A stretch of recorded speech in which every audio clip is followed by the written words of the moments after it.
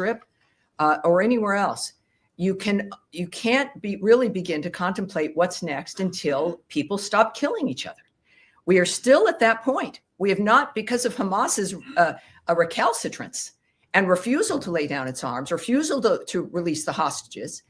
We're not at a point where we're looking at, what is next. We know things will have to be rebuilt. The president has made remarks in that regard, but from the beginning, calling for new ideas and a new way forward, so that it's not just a repeat of what we've experienced for generations now.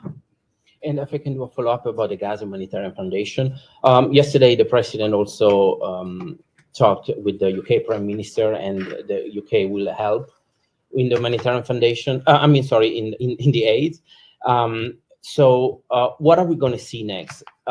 Is the president at the State Department see that this organization somehow maybe is not working out for different reasons?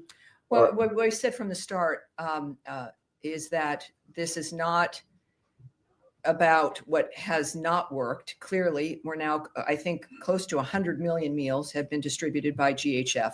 But as we've discussed, there has to be more. There's always had to be more. The calls from the president, from the secretary, and even GHF has been, have more, join us. There needs to be more ideas, more movement. We know, of course, there have been some airlifted airdrops of food. There's been corridors that there's a window for corridors for delivery of more aid. And that's, of course, that's good. That's important. But adding to the aid and to the mechanisms that are there is what we've all called for. It is not an indication that there should be only one. It should be everyone should be contributing to helping to make a difference here. So far, it has been GHF with a mechanism that has worked to keep the aid out of the hands of Hamas, and that has been fundamental. So it's good news. And of course, as the president returns to the United States, no doubt we'll have more information about how much more good news we'll have regarding aid and supplies. Yes. Thank you. Thank you. And hold on, please. Hold on. No, not you. I don't. Maybe it's my pointing, or maybe because there's a tall guy here. Yes, ma'am. Thank you. I just want to follow up on what Trump has said about setting up new food centers. Will Sure. these be part of the GHF? We don't know the framework of how something would proceed regarding the details. I'm waiting for the president to return and don't want to get ahead of him regarding announcements and what the framework would be. When do you expect this to be announced? Considering the nature of the urgency of the situation and everything that President Trump does, very quickly and very soon. But we'll let that play out when he gets here and we get the details from those involved. And if I could just follow up, the IPC has said that GHF food items require water and fuel to cook, which is largely unavailable. And the IPC's Famine Review Committee said that their analysis of the food packages supplied by the GHF shows that their distribution plan would lead to mass starvation. Has the U.S. vetted what supplies the GHF is providing and ensured that they are providing the necessary nutrients and that they are able to be cooked? All right, I'm going to pass this off so we can get an answer to you. I do know that, again, the issue here is getting more food, more access, more everything. That has always been at the top of our list. But when it comes to this specificity of what's being handed out, we'll get back to you. Yes, ma'am. Thanks, Tammy. The president has now said multiple times that his administration has pledged $60 million toward food and other supplies for Gaza. The State Department has only announced $30 million for the Gaza Humanitarian Foundation. Can you say, has more money been earmarked for the GHF, or is there other funds that are going out to make up for that $60 million to $30 million difference? I would suggest a question for the White House there. Again, I know what we've done here at State.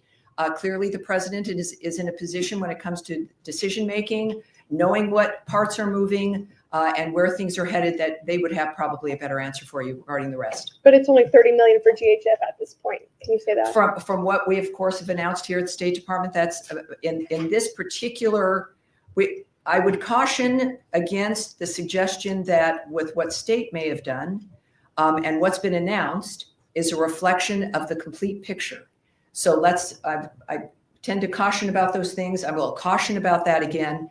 But this is, as we all know, a very large issue, a very fast-moving issue, and there's many different pieces that are coming together in how it moves. And so the element that we have announced is an element, and does not speak to an end or a final complete piece to what it is we're doing. All right. Yes. Thank you. Just following up on Daphne's question, I had asked her about what Gaza Humanitarian Foundation is distributing specifically. This was last week's briefing, specifically the high nutrient food that is Yes, needed. I know it's come up before as well. So, Yeah. Yes. And you mentioned that you would take that back to get more details on the distribution. I did get a line from this department in response to my questions last week. And the State Department spokesperson had said the Gaza Humanitarian Foundation Award remains subject to strict requirements, vetting, and oversight mechanisms like all department awards. And then they also deferred to GHF on the exact food items that are being distributed. Sure. There's been a lot that's happened since you were actually last at the podium. As you know, there's been the news out of France, and also now with the UK Prime Minister saying that the UK may well recognize a Palestinian state in September at UN Week if certain conditions are not met by Israel. And then, of course, there's been wall-to-wall coverage on images of starving children, photographic evidence of that from our colleagues covering the story on the ground in Gaza. So I just wondered whether the vetting process and the strict requirements in this department is now having to take into account, obviously, all of this evidence, this photograph evidence, and is this giving the department some pause on these funds that are meant to go out the door to this organization? First of all, some of you may have seen a remark from Anna Kelly from the White House about the president's stance and what his plans are. She said President Trump wants to alleviate the suffering for the people of Gaza because he has a humanitarian heart. He announced a new aid plan today to help Gazans obtain crucial access to food. Details are forthcoming. What I will note about what's happening on the ground, of course, is what our focus is on, which is getting more aid in, which is getting a ceasefire, which has not been accomplished because Hamas refuses to do so from the beginning. They have been the problem about why this continues to be an issue. We know that, of course, more food aid will be going in, considerably more. And for those, as we care about the nature of nutrition and the value of that, we'll have those details for you. And GHF can be reached. Many of you have reached out to them to ask them for those details. We at the State Department, the Secretary and the President of the United States are focusing on saving lives, dealing with individuals who can stop what they're doing to create peace. And of course, as you know, the President has been frustrated on a couple of fronts regarding the killing of civilians, the using of civilians, the nature of what's happening at too many conflicts around the world. And that's what he's focused on. But it's a good issue to have, if there is a silver lining, about the fact that more food, more nutrition, more access is being created. And that's what we're doing in the meantime, while still trying to stop a war that makes that zone almost impossible. Nadia.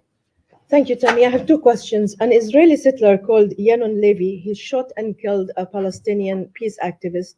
He's a father of three. His name is Aoud al-Hadalin in the West Bank. This settler was identified by the previous administration as an extremist, and he was under sanction, both by the EU and the US. The Trump administration has lifted the sanction on him.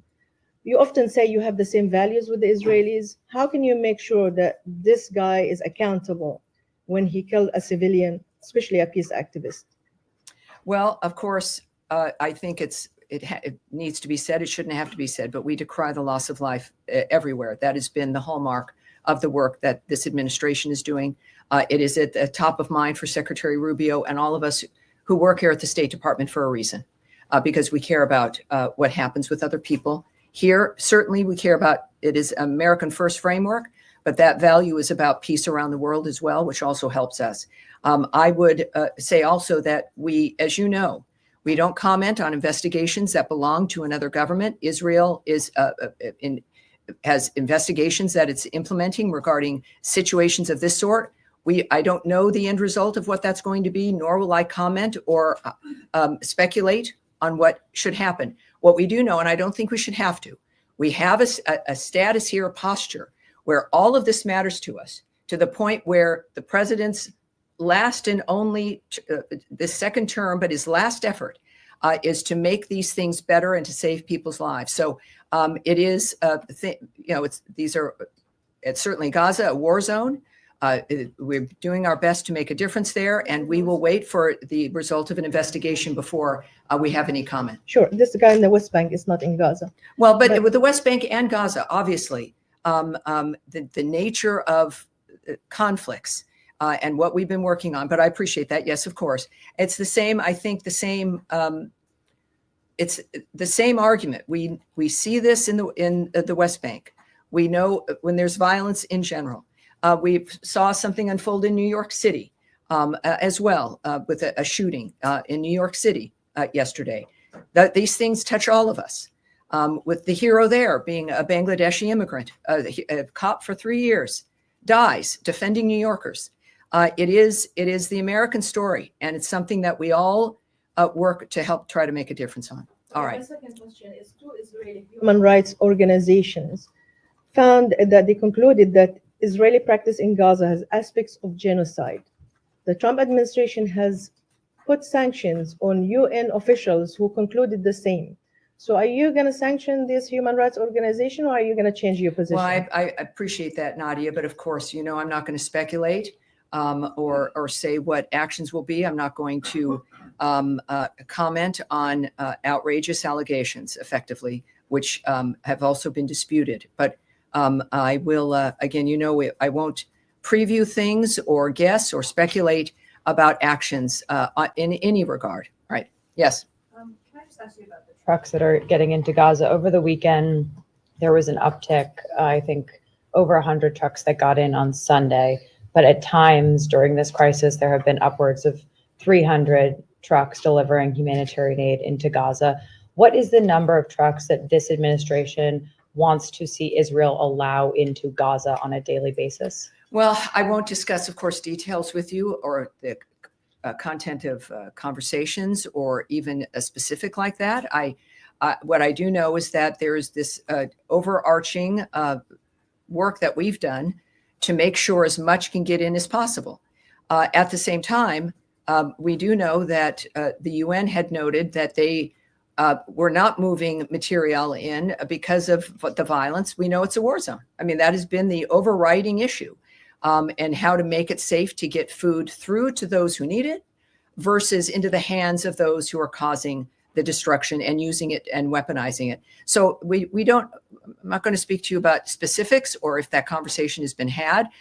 We know, of course, it's in everyone's interest to help stop the kind of environment in general that's happening in the Gaza Strip. It's again monstrous and abnormal, and all of us have an interest in stopping it. And DHS contracts expire at the end of August. Is this administration pushing for those contracts to be renewed? I won't speak on the details of contracts or agreements, or if that's accurate or if it's not.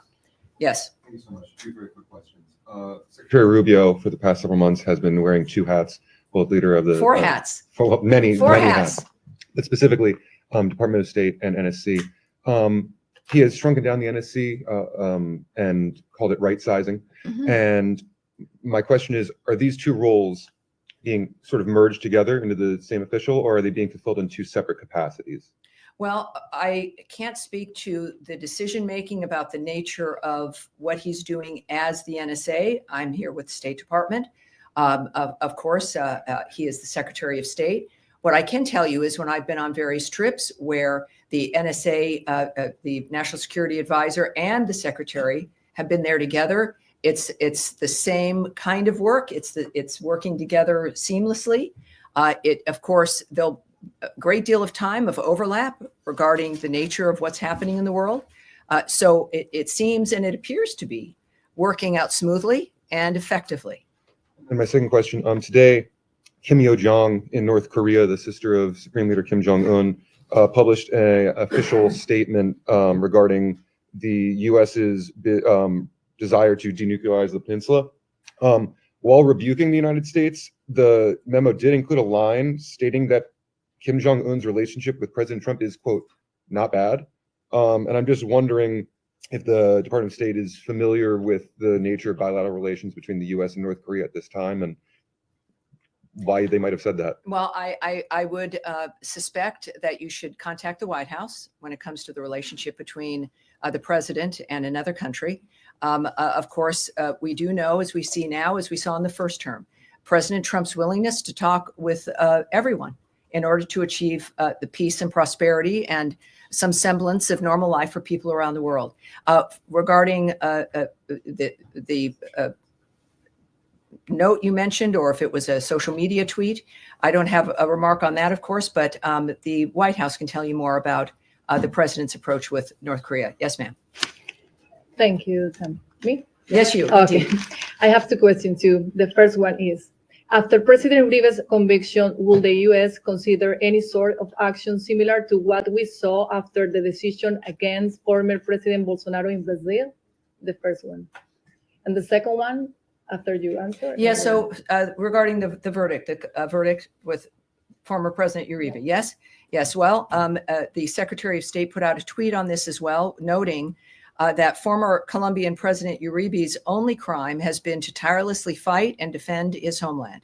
The weaponization of Colombia's judicial branch by radical judges has now set a worrisome precedent. And the second one is, with the U.S. allow Chevron to operate in a country led by an administration charged with promoting terror and drug trafficking? Well, I can tell you this, and I love your very direct questions. What I know that there's two separate details that I don't have in front of me that I want us to take and get back to you in that regard.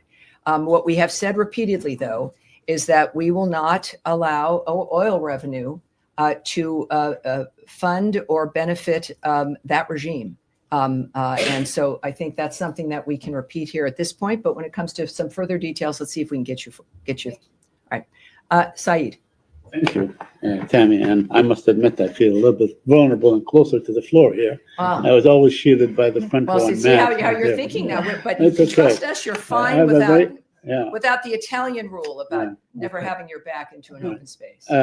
Very quick question. You know, IPC said today what's going on in Gaza is famine. And the reason they didn't classify it as such is because they need the actual data and they have to be in Gaza to collect that data, which Israel prevent them. So my two questions. Well, let me just say, as you know, I might, is that there is someone preventing people from getting into Gaza, and that's Hamas. Hamas is preventing everyone from being able to get in there, whether it is reporters, whether it's food deliveries, or those who might need to assess the nature of what's happening on the ground. People are afraid of a terrorist group, the masterminds of October 7th, which slaughtered babies up to the elderly, when they're living, dismembering them, putting a baby into a microwave, murdering women as they're raping them. That set of people are running the Gaza Strip. So it's understandable why people are concerned and can't get in. It is not the Israelis who have been defending themselves in this framework and who are ready to sign a ceasefire deal and have been ready for weeks to do so. Well, in fact, the Israelis are preventing everybody. They control the area, but that's another issue. My question to you, does this add the kind of urgency that would allow more trucks, to follow up on Kylie's point, more trucks and, to the level that it was before? It was something like 400, 500 trucks, especially during the ceasefire. And second, would the U.S. call on Israel to allow these groups to go in and give them, the facilities they need to report actually and factually from Well, we've Gaza? had progress here from the beginning of this conversation, and with the catastrophe of October 7th and what has unfolded since then. We've discussed all the time about what we need, and we've had progress. We've had, again, close now, I think, to 100 million meals distributed by GHF. We have had more trucks now moving into the area. Israel making accommodation to be able to try to allow that to happen without people being in danger. So we've seen this progress being made. When it comes to the number of trucks, I would caution that it's not an issue of numbers, but clearly the posture of the president, of the Secretary of State, is that all of this has to stop and everything has to get to whomever it needs it. That may end up being a certain number of trucks. It may be a certain other kind of effort, new ideas. So it's not I would just ask that we focus on what we've been focusing on here, which is having this violence end so that we can do a wholesale reformation of that area, stopping of the violence, and a wholesale view of that a future really can exist. Yes, ultimately, it's going to be the best scenario. Everyone can go into Gaza and help. The president clearly will have ideas. The partners in that area, whether it be Egypt or Qatar and others, Jordan with their airdrops, everyone has an interest in the resolution of this. And inevitably, of course, it'll result in everyone getting what they need. All right. Yes, Abby. What is the U.S. position on the UK saying they will recognize the Palestinian state before the UN this September? I know my colleague brought it up, but considering they're using it as leverage to try to stop some of the starvation that President Trump himself said he's concerned about taking place in Gaza? Well, I think President Rubio's statement and my statement that I issued regarding the conference, the two-state solution, the fact of the matter is his remarks also when President Macron of France also did something similar in this regard, that this is a slap in the face to the victims of October 7th, that it rewards Hamas, and it harms the ability to stop this framework from, it allows it to continue. It gives one group hope, and that's Hamas. It is a rewarding of that kind of behavior, that if you wait long enough, if you don't cooperate, if in any other normal environment where someone was so utterly defeated, they would surrender. In this case, that just does not occur. And part of it is because of perhaps the hope that they receive on how long the suffering lasts, how much that pushes the world to acquiesce to their arguments. And that is, there's one group that benefits from the images and the reality of the horribleness, and that's Hamas. And so there's a reason why they don't cooperate and stop. And this adds one more thing onto it that adds into their apparent posture that this is a winning thing to do. Clearly, we are of the opposite mind. And that I think we can say in general about that issue. Right. President Trump said he didn't mind the UK Prime Minister taking a position on statehood. Is that, can you explain what the difference is? Well, there obviously, I'm not going to speculate on the president's reasoning, but I do know that none of us are in the business of telling people not to speak their mind. At the same time, I'm a big believer, as I know the secretary is and the president is, and we showed this, I think, last November, is that persuading people, explaining your position, why it matters, how it impacts what we all want to achieve, is something that we must do, and that it's the way to persuade people, to change people's minds. So it doesn't surprise me that is what he said. But of course, we also know, as I described, the nature of our situation here, about what that does in our efforts to stop the carnage. Yes. Thanks so much, Tammy. Appreciate it. GHF, according to the UN, there's been about more than 1,000 Palestinians killed at or near the aid sites since May 27th. Does the U.S. have an assessment on that number?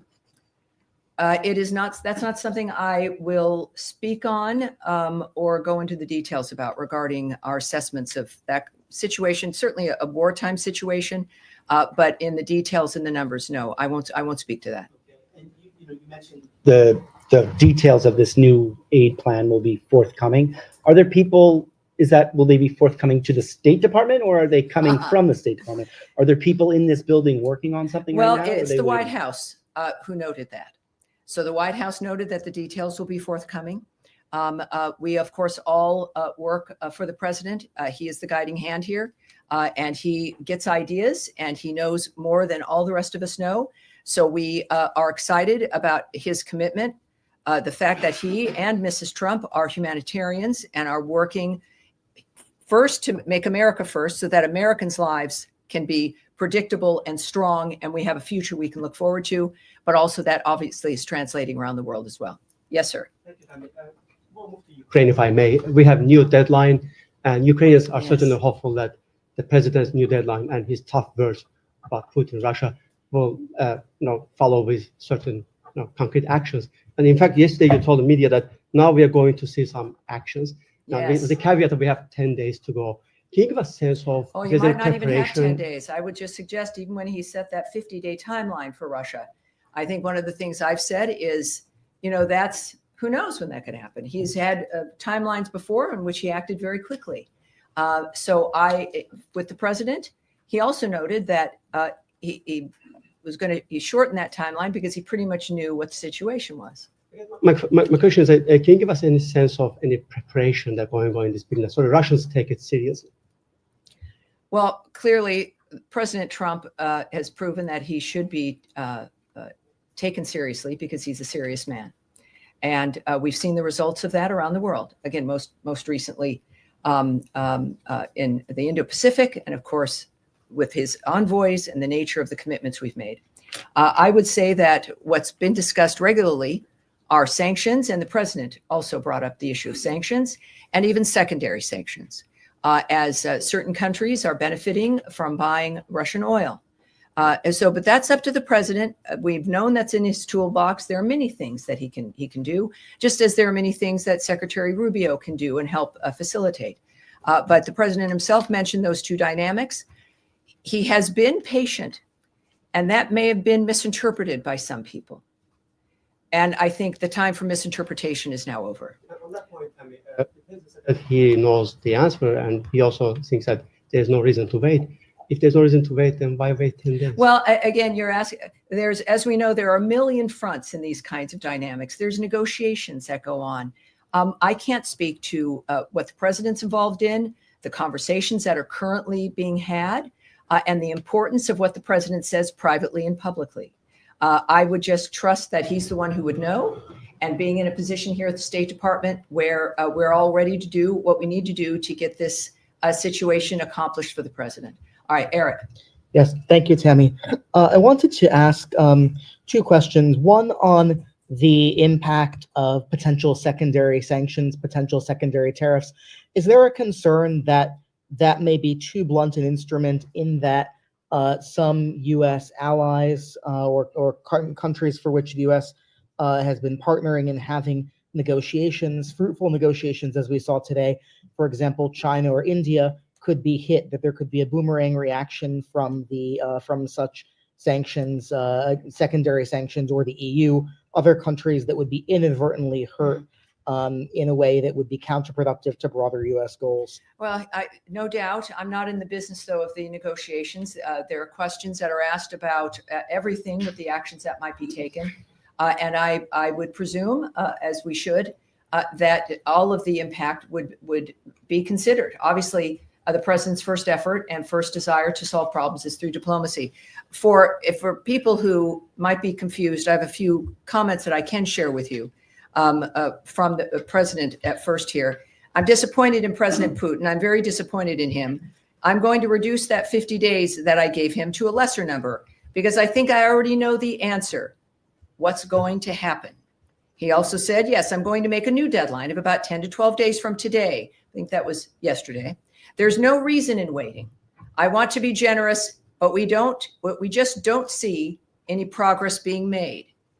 He said 10 to 12 days. I'll announce it probably tonight or tomorrow, but there's no reason to wait. If you know what the answer is going to be, why wait? And it would be sanctions and maybe tariffs, secondary tariffs. And he says, we are going to do secondary sanctions unless we make a deal. Based on common sense, you would think he'd want to make a deal. We'll find out.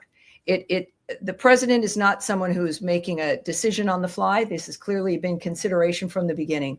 And we're prepared to do what's necessary. Thank you, Tammy. Following up on my colleague's question about Colombia, we know that we have a president and a secretary of state who take a great interest in what happens in the Western Hemisphere and pay a lot of attention. We've seen the president's attack and criticism of the Brazilian judiciary, but I'm wondering what makes a judicial process a radical process or radicalized by judges or otherwise inappropriate. I mean, is it determined by by who ultimately is convicted or charged, or what's the context or the judgment, the qualitative judgment as to what makes a politicized judicial process for this administration? Well, the secretary, like the president's, a very talkative young man, and he's very clear about what interests him and why it matters on virtually every issue. He does long form interviews. He's got his Twitter that he participates personally in, statements, op-eds, all of which he's personally involved in, and expresses the nature of how he's making his decisions and why.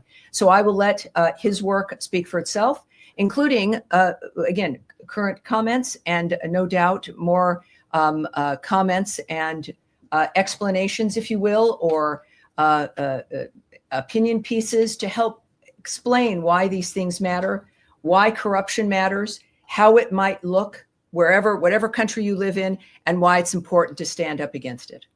All right. Yes, sir. Yes, hi. Thanks. A lot of my colleagues have asked a lot of the questions I had, so I'm going to totally change subjects. Well, all right. Sounds good to me. There are millions of dollars worth of contraceptives stocked in Belgium that are due to be incinerated in France. It's our understanding that they're still stocked in Belgium. They haven't moved to France. Could you give us an update as to where that stands? I know that the Belgian government is trying to find alternative solutions. Is the US government ready to find alternative solutions, or are they destined to be destroyed? Well, I want to have that taken back. This is a situation that changes each day. What I can tell you is, for those who've asked previously, there are no AIDS drugs involved in this. No PEPFAR dynamics are set to be destroyed. This is a situation regarding birth control and other mechanisms that could be used. First of all, that would violate our Mexico City policy regarding the use of abortifacients, but also the use of some elements that could be used in a kind of forced sterilization framework that some nations do apply, which also we will not facilitate. So we can say that there's no AIDS drugs, no condoms are being destroyed. This is about a long-standing, I think this was a purchase from the previous administration. And so we're dealing with that, but we're aware of it, and we recognize the issues. But we also, of course, are committed to a policy that Americans care about. And we're going to be moving forward. No doubt we'll have some additional information for you in perhaps the coming days. Yes, ma'am. Return to your statement at the top. Could you explain why talking about Palestinian statehood or Palestinian future in Gaza rewards Hamas or is a slap in the face to the victims of October 7th? And I'm asking, given that none of the parties involved, to my knowledge, who are involved in these discussions or have plans to recognize statehood, have said anything about wanting Hamas to be in power. It seems like, according to the United States, according to Israel, and obviously as well as all these other folks involved in these conversations now at the UN, no one has expressed a desire to have Hamas in power. So how is that? How does it reward? Well, I think that it's very often, not most often, actions speak louder than words. And our argument is that there are certain actions you can take that reward in the midst of the defense of a country after a horrific atrocity implemented on October 7th. And the end result is, create a two-state solution, solve this problem, when in fact the problem was mass murder and just an indescribably obscene environment. And then the continuation of the terrorism of the people of Gaza, the first victims of Hamas. Still, the nature of living in that environment, the hostages that remain held, the weapons that remain held, and a refusal. We had a ceasefire early on. We had a ceasefire on October 7th. We had a ceasefire early on. They broke that. And there is a point where you don't find ways to placate or reward the people that have done such horrible things to humanity. The actions of what is being suggested, and I think we've made clear here, do just that. And it is, I think everyone deserves better. Certainly first the Gazan people, but certainly the world itself. Can I All follow right, up? now we're going to continue. Yes, sir, in the green shirt. It has been reported that Taiwanese President Lai's trip to his Central and South American allies with transit in the U.S. has been postponed. Could you elaborate on this, or did the Washington or the State Department play a part in this delay? Well, I do have something I can tell you about this. Taiwan has not announced any travel plans for President Lai. So that is generally a hypothetical now. I know it's been in the news. There's been a lot of questions and a lot of suppositions here that have happened, but I can say that it is a hypothetical at this point. There have been no plans, travel plans for the president. There's been, as a result, nothing canceled. I can tell you, though, a reiteration that transits by high-level Taiwan officials, including presidents, are fully consistent with our longstanding policy and practice. This has not changed. And just as a reminder for people who may have not heard us say this from the podium, if they're newbies, the United States remains committed to our longstanding One China policy, which is guided by the Taiwan Relations Act, the 3 joint communiques, and the 6 assurances. The United States is committed to preserving peace and stability across the Taiwan Strait. Thank All you. right. Thank you, sir. All right, Abby, one more time. Can the State Department confirm or offer comment on reports that 2 Americans were recently detained in Iran on suspicion of spying for Israel? Have they since been released? Has the State Department or the U.S. been in touch with Iran regarding their detainment? I can't speak to that at this point, but hopefully I can soon. And I think that's going to be it for today. Thank you, everyone. And again, Thursday, a lot of these things might return with more new information, but you never know what's going to happen from one day to the next. Now, the president, I believe, will be back. Tommy Pigott will be at this podium. And thank you so much for being with me today. And my thanks to our guests here on the front row. It was great getting to know you. I appreciate it. And we'll see you again on Thursday. Thanks, everybody.